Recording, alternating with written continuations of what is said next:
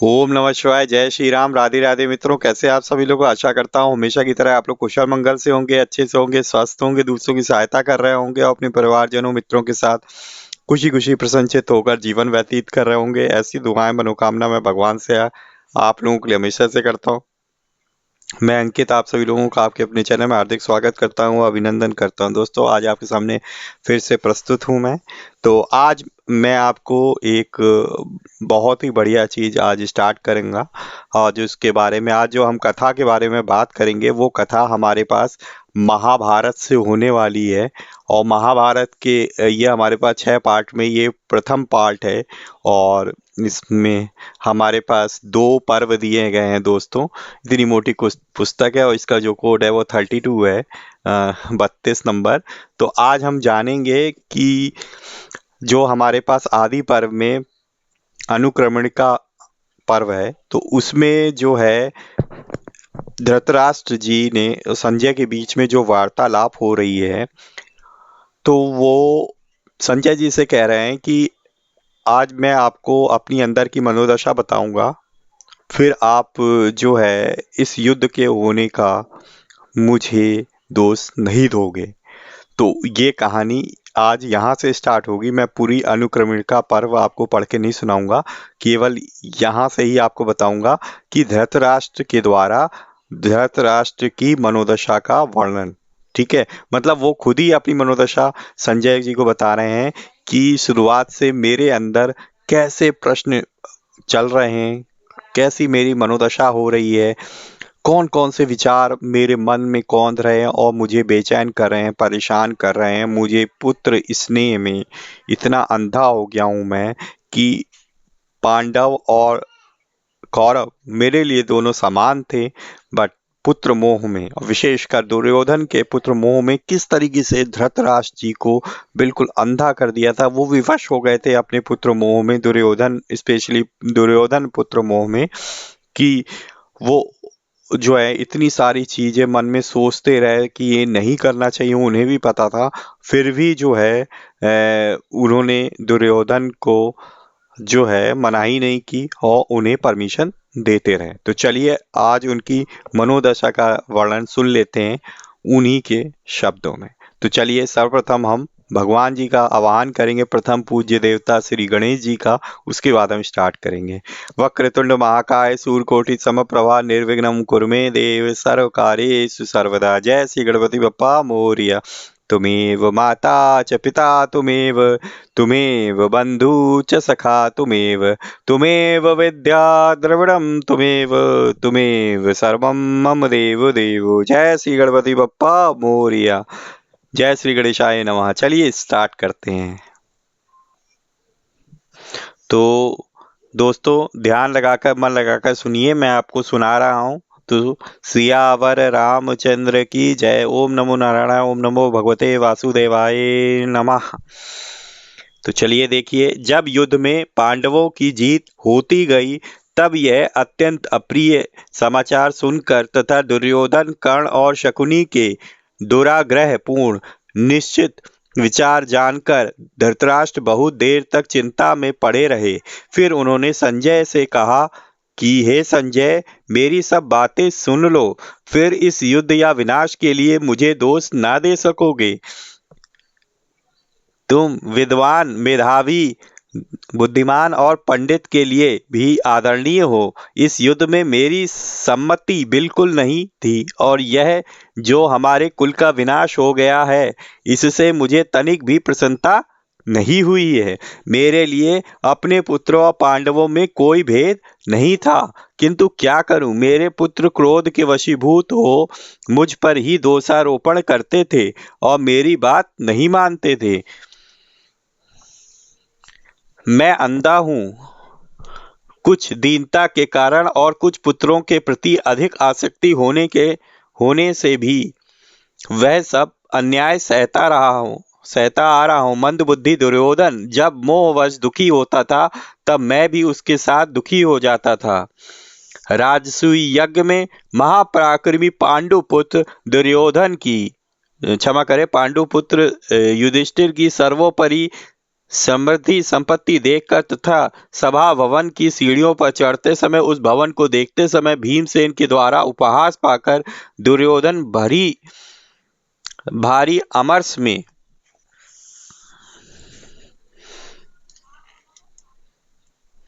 अमर्ष में भर गया था। युद्ध में पांडवों को हराने की शक्ति तो उसमें थी नहीं, अतः क्षत्रिय होते हुए भी वह युद्ध के लिए उत्साह नहीं दिखा सका।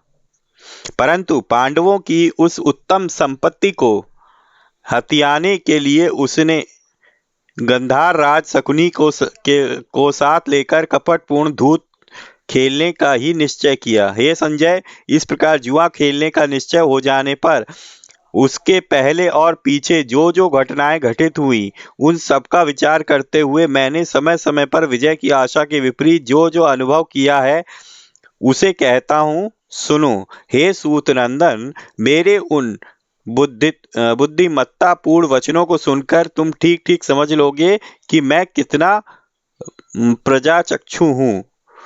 हे संजय, जब मैंने सुना कि अर्जुन ने धनुष पर बाण चढ़ाकर अद्भुत लक्ष्य भेद दिया और उसे धरती पर गिरा दिया, साथ ही सब राजाओं के सामने जबकि वे टुकुर टुकुर देखते ही रह गए, बलपूर्वक द्रौपदी को ले आया, तभी मैंने विजय की आशा छोड़ दी थी। हे संजय, जब मैंने सुना कि अर्जुन ने द्वारका में मधु वंश की राजकुमारी और श्री कृष्ण की बहन सुभद्रा को बलपूर्वक हरण कर लिया है और श्री कृष्ण एवं बलराम इस घटना का विरोध ना कर दहेज लेकर इंद्रप्रस्थ में आए, तभी समझ लिया था कि मेरी विजय नहीं हो सकती। जब मैंने सुना कि खांडव दाह के समय देवराज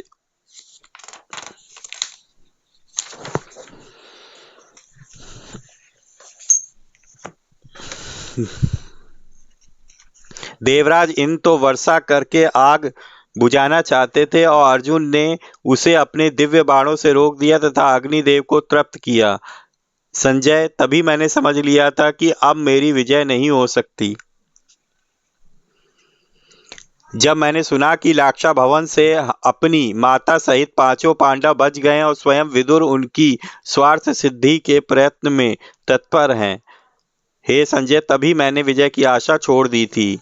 जब मैंने सुना कि रंगभूमि में लक्ष्य भेद करके अर्जुन ने द्रौपदी प्राप्त कर ली है और पांचाल वीर तथा पांडव वीर परस्पर संबद्ध हो गए हैं, हे संजय, उसी समय मैंने विजय की आशा छोड़ दी।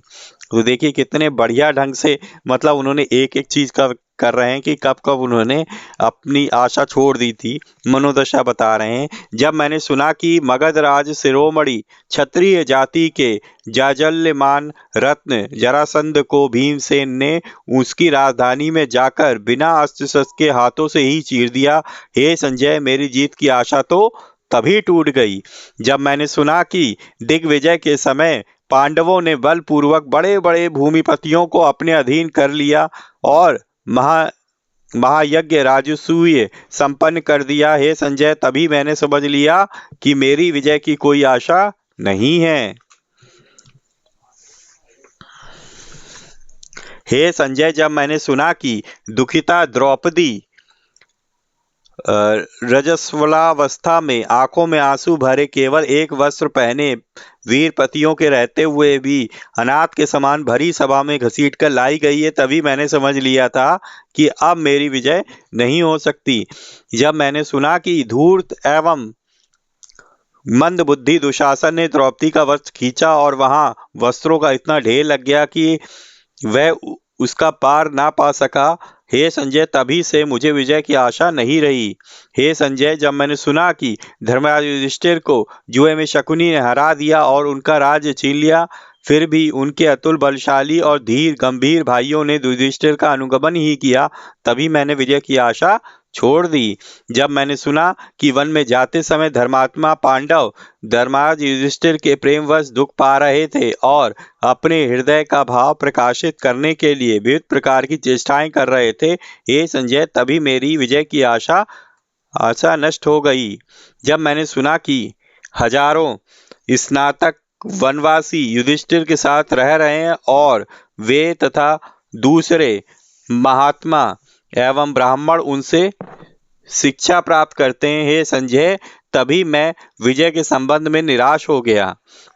हे संजय, जब मैंने सुना कि किरात वेशधारी देव देव त्रिलोचन महादेव को युद्ध में संतुष्ट करके अर्जुन ने पाशुपात नामक महान अस्त्र प्राप्त कर लिया है, तभी मेरी आशा निराशा में परिणत हो गई। जब मैंने सुना कि वनवास में भी कुंती पुत्रों के पास पुरातन महर्षि गण पधारते और उनसे मिलते हैं, उनके साथ बैठ उठते बैठते और निवास करते हैं तथा सेवक संबंधियों सहित पांडवों के प्रति उनका मैत्री भाव हो गया है, हे संजय, तभी से मुझे उनके पक्ष की विजय का विश्वास नहीं रह गया।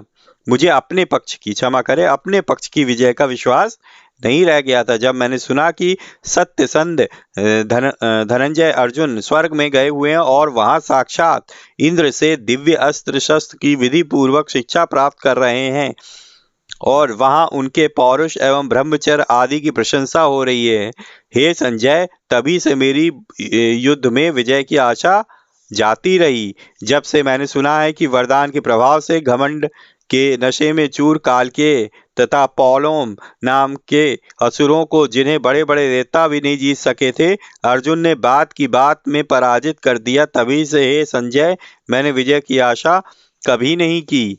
जब मैंने सुना कि शत्रुओं का संहार करने वाले किरीट अर्जुन असुरों का वध करने के लिए गए थे और इंद्रलोक से अपना काम पूरा करके लौट आए हैं, हे संजय, तभी मैंने समझ लिया था कि अब मेरी जीत की कोई आशा नहीं है। जब मैंने सुना कि पांडु नंदन युधिष्ठिर महर्षि लोमश जी के साथ तीर्थ यात्रा कर रहे हैं और लोमश जी के मुख से ही उन्होंने यह भी सुना कि स्वर्ग में अर्जुन को अभीष्ट वस्तु दिव्यास्त्र की प्राप्ति हो गई है, ये संजय, तभी से मैंने विजय की आशा ही छोड़ दी। जब मैंने सुना कि भीमसेन तथा दूसरे भाई उस देश में जाकर जहां मनुष्यों की गति नहीं है, कुबेर के साथ मेल मिलाप कर आए, हे संजय, तभी मैंने विजय की आशा छोड़ दी थी। जब मैंने सुना कि कर्ण की बुद्धि पर विश्वास करके चलने वाले मेरे पुत्र घोष यात्रा के निमित्त गए और गंधर्वों के हाथ बंदी बन गए और अर्जुन ने उन्हें उनके हाथ से छुड़ाया, हे संजय, तभी से मैंने विजय की आशा छोड़ दी। हे सूत संजय, जब मैंने सुना कि धर्मराज यक्ष का रूप धारण करके युधिष्ठिर से मिले और युधिष्ठिर ने उनके द्वारा किए गए गूढ़ प्रश्नों का ठीक ठीक समाधान कर दिया, तभी विजय के संबंध में मेरी आशा टूट गई।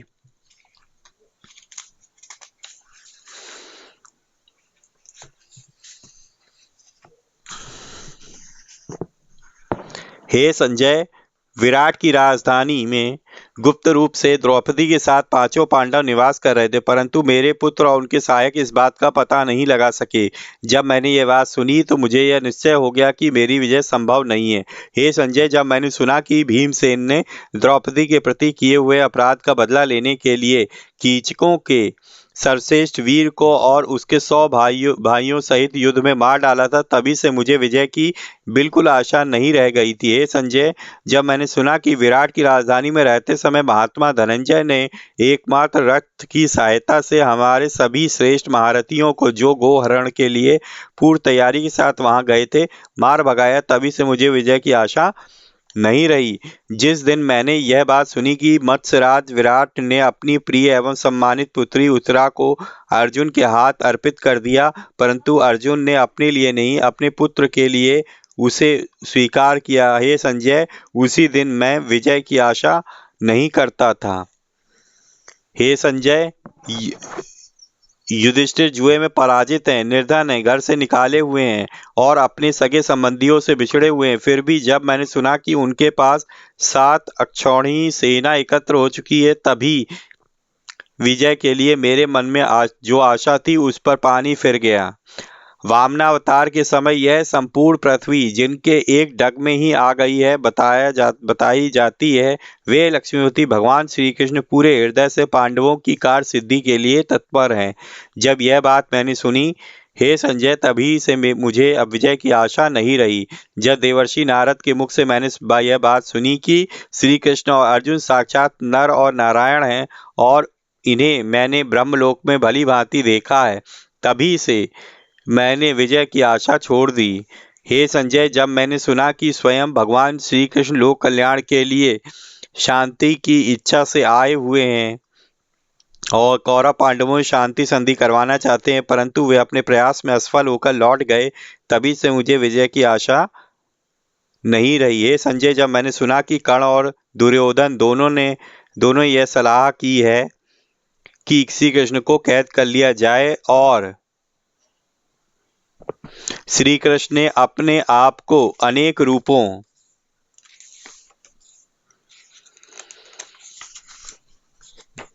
विराट या अखिल विश्व के रूप में दिखा दिया, तभी से मैंने विजयाशा त्याग दी।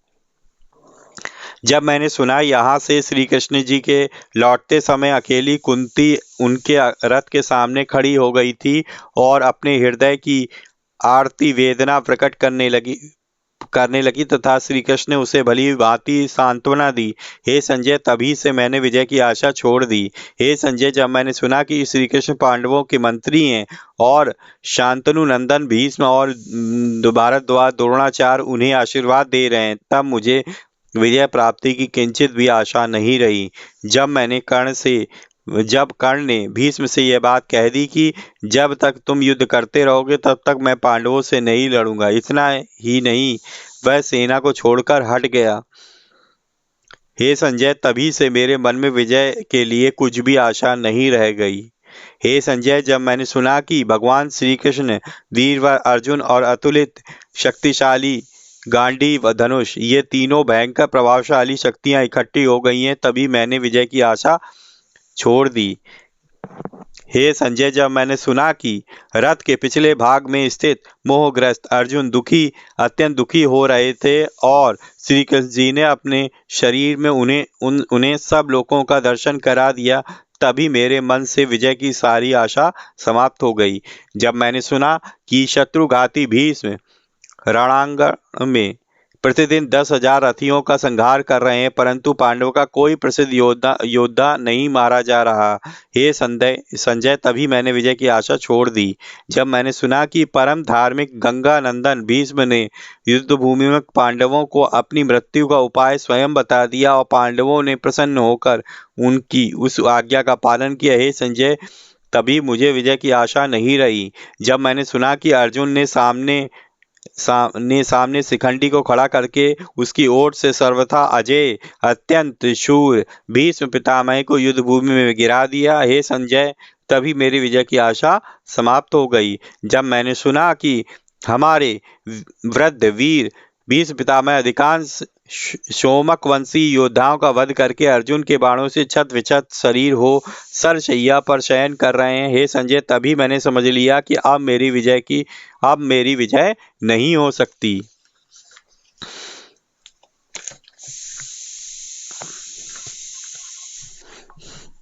हे संजय, जब मैंने सुना कि शांतनु नंदन भीष्म पितामह ने सरसैया पर सोते समय अर्जुन को संकेत किया और उन्होंने बाण से धरती का भेदन करके उनकी प्यास बुझा दी, तब मैंने विजय की आशा त्याग दी। जब वायु अनुकूल बहकर और चंद्रमा सूर्य लाभ स्थान में संयुक्त होकर पांडवों की विजय की सूचना दे रहे हैं और कुत्ते आदि भयंकर प्राणी प्रतिदिन हम लोगों को डरा रहे हैं, हे संजय, तब मैंने विजय के संबंध में अपनी आशा छोड़ दी। हे संजय, हमारे आचार्य द्रोण बेजोड़ योद्धा थे और उन्होंने रणांगण में अपने अस्त्र शस्त्र के अनेकों विविध कौशल दिखलाए, परंतु जब मैंने सुना कि वे वीर शिरोमणि पांडवों में से किसी एक का भी वध नहीं कर रहे हैं, तब मैंने विजय की आशा ही त्याग दी। हे संजय, मैंने विजय की आशा तो तभी नहीं रही जब मैंने सुना कि मेरे जो महारथी वीर सशंतप योद्धा अर्जुन के वध के लिए मोर्चे पर डटे हुए थे, उन्हें अकेले ही अर्जुन ने मौत के घाट उतार दिया है।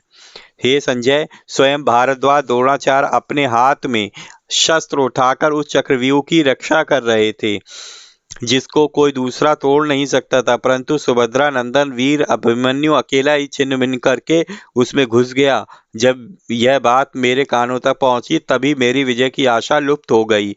हे संजय, मेरे बड़े बड़े महारथी वीरवर अर्जुन के सामने तो टिक ना सके और सबने मिलकर बालक अभिमन्यु को घेर लिया, उसको मारकर हर्षित होने लगे। जब यह बात मुझ तक पहुंची तभी से मैंने विजय की आशा त्याग दी। जब मैंने सुना कि मेरे मूढ़ पुत्र अपने ही वंश के होनहार बालक अभिमन्यु की हत्या करके हर्षपूर्ण कोलाहल कर रहे हैं और अर्जुन ने क्रोधवश जयद्रथ को मारने की भीषण प्रतिज्ञा की है, हे संजय, तभी मैंने विजय की आशा छोड़ दी। जब मैंने सुना कि अर्जुन ने जयद्रथ को मार डालने की दृढ़ प्रतिज्ञा की थी, उसने वह शत्रुओं से भरी रणभूमि में सत्य एवं पूर्ण दिखाकर करके दिखा दी। हे संजय, तभी से मुझे विजय की संभावना नहीं रह गई। युद्ध भूमि में धनंजय अर्जुन के घोड़े अत्यंत श्रांत और प्यास से व्याकुल हो रहे थे। स्वयं श्री कृष्ण जी ने उन्हें रथ से खोलकर पानी पिलाया, फिर से रथ के निकट लाकर उन्हें जोत दिया और अर्जुन अर्जुन सहित वे सकुशल लौट गए। जब मैंने बात सुनी, हे संजय, तभी मेरी विजय की आशा समाप्त हो गई। जब संग्राम भूमि में रथ के घोड़े अपना काम करने में असमर्थ हो गए, तब रथ के समीप खड़े होकर पांडव वीर अर्जुन ने अकेले ही सब योद्धाओं का सामना किया, उन्हें रोक दिया। मैंने जिस समय यह बात सुनी, हे संजय, उसी समय मैंने विजय की आशा छोड़ दी। जब मैंने सुना कि वर्षणी वंशावतंस युयुधान सात्विकी ने अकेले ही द्रोणाचार्य की उस सेना को, जिसका सामना हाथियों की सेना भी नहीं कर सकती थी, तितर बितर और तहस नहस कर दिया तथा श्री कृष्ण और अर्जुन के पास पहुंच गए। हे संजय, तभी से मेरे लिए विजय की आशा असंभव हो गई। हे संजय, जब मैंने सुना कि वीर भीमसेन कर्ण के पंजे में फंस गए थे, परंतु कर्ण ने तिरस्कार पूर्वक छिड़ककर धनुष की नोक चुभाकर ही छोड़ दिया तथा भीमसेन मृत्यु के मुख से बच निकले। हे संजय, तभी मेरी विजय की आशा पर पानी फिर गया। जब मैंने सुना कि द्रोणाचार्य, कृतवर्मा, कृपाचार्य, कर्ण और अश्वत्थामा तथा वीर शल्य ने भी सिंधुराज जयद्रथ का वध सह लिया, प्रतिकार नहीं किया, हे संजय, तभी मैंने विजय की आशा छोड़ दी। हे संजय, देवराज इंद्र ने कर्ण को कवच के बदले एक दिव्य शक्ति दे रखी थी और उसने उसे अर्जुन पर प्रयुक्त करने के लिए रख छोड़ा था, परंतु मायापति श्री कृष्ण जी ने भयंकर राक्षस घटोत्कच पर छुड़वाकर उससे भी वंचित कर दिया। जिस समय यह बात मैंने सुनी, उसी समय मेरी विजय की आशा टूट गई। जब मैंने सुना कि कर्ण और घटोत्कच के युद्ध में कर्ण ने वह शक्ति घटोत्कच पर चला दी जिससे रणांगण में अर्जुन का वध किया जा सकता था, हे संजय, तब मैंने विजय की आशा छोड़ दी। हे संजय, जब मैंने सुना कि आचार्य द्रोण पुत्र की मृत्यु के शोक से ससुरादि छोड़कर आमरण अनशन करके निश्चय से अकेले रथ के पास बैठे थे और धृतराष्ट्र ने धर्म युद्ध की मर्यादा को उल्लंघन करके उन्हें मार डाला, तभी मैंने विजय की आशा छोड़ दी थी। जब मैंने सुना कि अश्वत्थामा जैसे वीर के साथ बड़े बड़े वीरों के सामने ही माद्री नंदन नकुल अकेले ही अच्छी तरह युद्ध कर रहे हैं, हे संजय, तब मुझे जीत की आशा ना रही।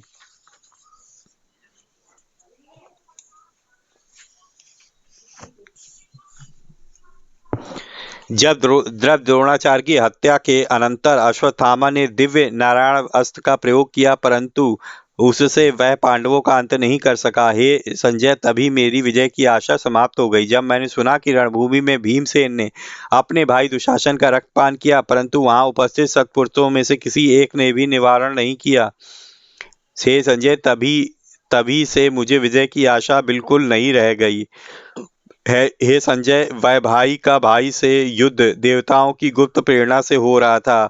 जब मैंने सुना कि भिन्न भिन्न युद्ध भूमियों में कभी पराजित न होने वाले अत्यंत शूर शिरोमणि कर्ण को प्रथापुत्र अर्जुन ने मार डाला, तब मेरी विजय की आशा नष्ट हो गई। जब मैंने सुना कि धर्मराज युधिष्ठिर, द्रोण पुत्र अश्वत्थामा, शूरवीर दुशासन एवं उग्र योद्धा कृतवर्मा को भी युद्ध में नहीं जीत सका, हे संजय, तभी से मुझे विजय की आशा नहीं रह गई। हे संजय, जब मैंने सुना कि रणभूमि में धर्मराज युधिष्ठिर ने शिरोमणि मद्र राज शल्य को मार डाला, जो सर्वदा युद्ध में घोड़े के हाँकने के संबंध में श्री कृष्ण की होड़ पर उतारू रहता था, तभी से मैं विजय की आशा नहीं करता था। जब मैंने सुना कि कलहकारी धूत के मूल कारण केवल छल कपट के बल से बलि पापी शकुनी को पांडुनंदन सहदेव ने रणभूमि में यमराज के हवाले कर दिया, हे संजय, तभी मेरी विजय की आशा समाप्त हो गई। जब दुर्योधन का रथ छिन्न भिन्न हो गया, शक्ति क्षीण हो गई और वह थक गया, तब सरोवर पर जाकर वहां का जल स्तंभित करके उसमें अकेला ही सो गया। हे संजय, जब मैंने यह संवाद सुना तब मेरी विजय की आशा भी चली गई। जब मैंने सुना कि उसी सरोवर के तट पर श्री कृष्ण जी के साथ पांडव जाकर खड़े हैं और मेरे पुत्र को असह्य दुर्वचन कहकर नीचा दिखा रहे हैं, तभी हे संजय मैंने विजय की आशा सर्वथा त्याग दी। हे संजय, जब मैंने सुना कि गदा युद्ध में मेरा पुत्र बड़ी निपुणता से पैतरे बदलकर रण कौशल प्रकट कर रहा है और श्री कृष्ण की सलाह से भीमसेन ने गदा युद्ध की मर्यादा के विपरीत जांग में गदा का प्रहार करके उसे मार डाला, तब तो हे संजय मेरे मन में विजय की आशा रही ही नहीं गई। हे संजय, जब मैंने सुना कि अश्वत्थामा आदि दुष्टों ने सोते हुए पांचाल नरपतियों और द्रौपदी के होनहार पुत्रों को मारकर अत्यंत भीभत्स और वंश के यश को कलंकित करने वाला काम किया है, तब तो मुझे विजय की आशा रही ही नहीं। हे संजय, जब मैंने सुना कि भीमसेन के पीछा करने पर अश्वत्थामा ने क्रोधपूर्वक सिंह के बाण पर ब्रह्मास्त्र का प्रयोग कर दिया जिससे कि वह पांडवों का गर्भस्थ वंशधर भी नष्ट हो जाए, तभी मेरे मन में विजय की आशा नहीं रही। जब मैंने सुना कि अश्वत्थामा के द्वारा प्रयुक्त ब्रह्मशिर अस्त्र को अर्जुन ने स्वस्ति स्वस्ति कहकर अपने अस्त्र से शांत कर दिया और अश्वत्थामा को अपना मणिरत्न भी देना पड़ा, तब हे संजय उसी समय मुझे जीत की आशा नहीं रही। जब मैंने सुना कि अश्वत्थामा अपने महान अस्त्रों का प्रयोग करके उत्तरा के गर्भ गिराने की चेष्टा कर रहा है तथा श्री कृष्ण द्वैपायन व्यास और स्वयं भगवान श्री कृष्ण ने परस्पर विचार करके उसे शापों से अभिषिक्त कर दिया, तभी मेरी विजय की आशा सदा के लिए समाप्त हो गई। इस समय गांधारी की दशा सोचनीय हो गई, क्योंकि उसके पुत्र पौत्र पिता और तथा भाई बंधुओं में से कोई नहीं रहा। पांडवों ने दुष्कर कार्य कर डाला और उन्होंने फिर से अपना अकंटक राज्य प्राप्त कर लिया। हाय हाय, कितने कष्ट की बात है। मैंने सुना है कि इस भयंकर युद्ध में केवल 10 व्यक्ति बचे हैं और वो मेरे पक्ष के 3 कृपाचार्य अश्वत्थामा कृतवर्मा तथा पांडवों के पक्ष के 7 श्री कृष्ण सात्यकी और 5 पांडव। क्षत्रियों के इस भीषण संग्राम में 18 क्षौहिणी सेनाएं नष्ट हो गईं। हे सारथे, यह सब सुनकर मेरी आंखों के सामने घना अंधकार छाया हुआ है। मेरे हृदय में मोह का आवेश सा जा रहा है। मैं चेतना शून्य हो रहा हूँ, मेरा मन विह्वल हो रहा है। उग्र श्रवा जी कहते हैं कि धृतराष्ट्र ने ऐसा कहकर बहु विलाप किया और अत्यंत दूध के कारण वह मूर्छित हो गया। फिर होश में आकर कहने लगे, क्या कहने लगे? धृतराष्ट्र ने कहा कि ये संजय, युद्ध का यह परिणाम निकलने पर अब मैं अविलंब अपने प्राण छोड़ना चाहता हूँ। अब जीवन धारण करने का कुछ भी फल मुझे दिखलाई नहीं देता। उग्र सवाजी कहते हैं, जब राजा धृतराज दीनता पूर्वक विलाप करते हुए ऐसा कह रहे थे और नाक के समान लंबी सांस ले रहे थे तथा बार बार मूर्छित होते जा रहे थे, तब बुद्धिमान संजय जी ने सार गर्भित प्रवचन किया। संजय ने कहा कि हे महाराज, आपने परम ज्ञानी देवर्षि नारद एवं देवर्षि व्यास के मुख से महान उत्साह से युक्त एवं परम पराक्रमी नृपतियों का चित्रण श्रवण किया है।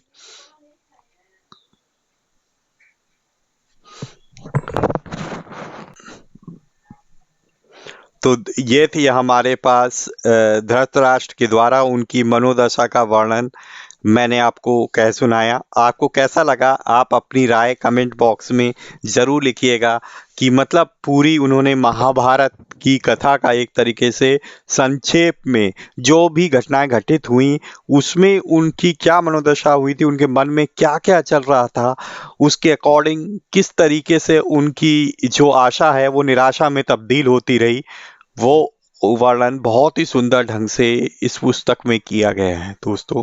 तो अपनी राय कमेंट बॉक्स में ज़रूर लिखिएगा, बताइएगा कि आज का आपको वीडियो सेशन कैसा लगा और आप क्या इसी तरीके से मनोरंजक रहस्यमय कहानियाँ और भी महाभारत से रिलेटेड सुनना चाहते हैं तो आप कमेंट बॉक्स में हमको ज़रूर बताएं। अगर आप लोगों का आज्ञा होगी और आप लोग कहेंगे कि नहीं मुझे और सुनना है, इंटरेस्टिंग लग रहा है, मजा आ रहा है इस तरीके से, तो मैं आपको महत्वपूर्ण महत्वपूर्ण टॉपिक इस तरीके से रहस्यमय महाभारत के आपके सामने पेश करता रहूंगा, लाता रहूंगा। और मुझे भी आप लोगों को सुनाने में बड़ा ही मजा आता है। अपने खुद के पढ़ने से ज्यादा आप लोगों को सुनाने में अत्यंत जो है हर्ष का अनुभव होता है। तो अगर आपको वीडियो अच्छी लगी है तो प्लीज़ दोस्तों वीडियो को लाइक करना ना भूलें और अपने परिजनों मित्रों के साथ भी जरूर शेयर करें, ताकि वो भी धृतराष्ट्र की मनोदशा का वर्णन स्वयं उनके ही शब्दों के से सुन सकें। ठीक है दोस्तों, वाणी मेरी है पर शब्द उन्हीं के हैं। ठीक है दोस्तों, तो अगर आप पहली बार मेरे चैनल पे आए हैं तो प्लीज चैनल को सब्सक्राइब करें। मैं इसी तरीके के रहस्यमयी कहानियां और पौराणिक ग्रंथों से कथाएं लाता रहता हूं और आप लोगों को सुनाता रहता हूं। ठीक है, और बेल आइकन को जरूर प्रेस करें ताकि लेटेस्ट से लेटेस्ट वीडियो की इंफॉर्मेशन आप तक तुरंत ही पहुंच सके और आप वीडियो को तुरंत ही देख सकें। ठीक है दोस्तों, इसी तरीके से भगवान की भक्ति करते रहिए, अपने परिवारजनों मित्रों के साथ खुशी खुशी प्रसन्नचित होकर जीवन व्यतीत करिए, और हाँ, हमेशा की तरह किसी न किसी एक पर्सन की हेल्प करने की जरूर कोशिश करिए। मिलेंगे नेक्स्ट वीडियो में, इसी तरह की किसी एक वीडियो में फिर से मिलेंगे एक महत्वपूर्ण और बहुत ही रोचक कथा के साथ। तब तक के लिए आपसे विदा चाहता हूँ, मिलेंगे नेक्स्ट वीडियो में। तब तक के लिए जय श्री राम, राधे राधे मित्रों।